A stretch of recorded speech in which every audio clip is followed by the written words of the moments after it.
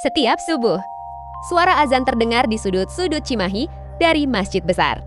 Sampai musola kecil di gang sempit, tapi pernah nggak kita bertanya, sejak kapan Islam hadir di kota ini, bagaimana ia tumbuh? Di tengah perubahan zaman, hari ini kita akan menelusuri jejak Islam di Cimahi, bukan hanya tentang bangunan, tapi tentang perjalanan keyakinan dan masyarakatnya. Sebelum Cimahi menjadi kota, wilayah ini adalah bagian dari Tatar Sunda. Islam sendiri sudah masuk ke Jawa Barat sejak abad ke-15 dan 16. Tokoh-tokoh dakwah seperti para ulama dan penyebar Islam di tanah Sunda membawa ajaran melalui pendekatan budaya, tidak dengan paksaan, tapi lewat perdagangan, pendidikan, dan akhlak. Wilayah sekitar Bandung, termasuk daerah yang kini menjadi Cimahi, perlahan menerima Islam melalui jaringan pesantren dan ulama kampung.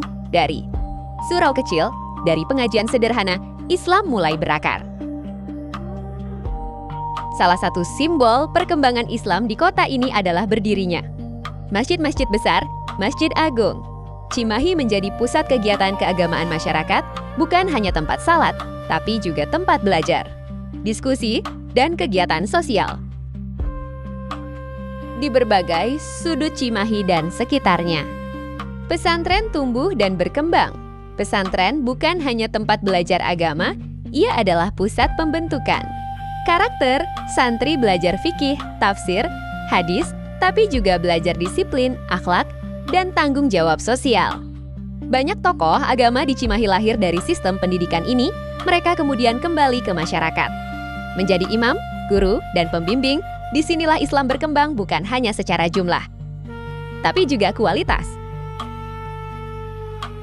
Seiring Cimahi berkembang menjadi kota otonom, kehidupan masyarakat ikut berubah, mal berdiri, industri tumbuh, teknologi masuk ke genggaman.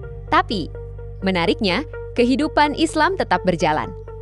Kajian anak muda mulai ramai, komunitas hijrah bermunculan, media sosial jadi sarana dakwah baru, Islam di Cimahi tidak berhenti di masa lalu, ia beradaptasi dari mimbar masjid hingga layar smartphone.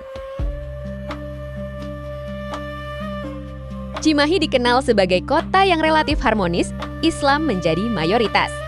Tapi nilai toleransi tetap dijaga, kegiatan sosial seperti santunan, kerja bakti, dan peringatan Hari Besar Islam jadi momen kebersamaan. Agama bukan pemisah, tapi perekat dan mungkin. Inilah kekuatan Islam di Cimahi, ia tumbuh bersama masyarakat, bukan di atasnya. Jejak Islam di Cimahi bukan cerita besar yang penuh peperangan. Ia adalah cerita tentang dakwah yang pelan, tentang pendidikan, tentang generasi yang terus belajar, dan tentang kota yang berubah tanpa kehilangan nilai. Cimahi mungkin kota kecil, tapi nilai yang tumbuh di dalamnya tidak kecil, dan perjalanan itu masih terus berjalan.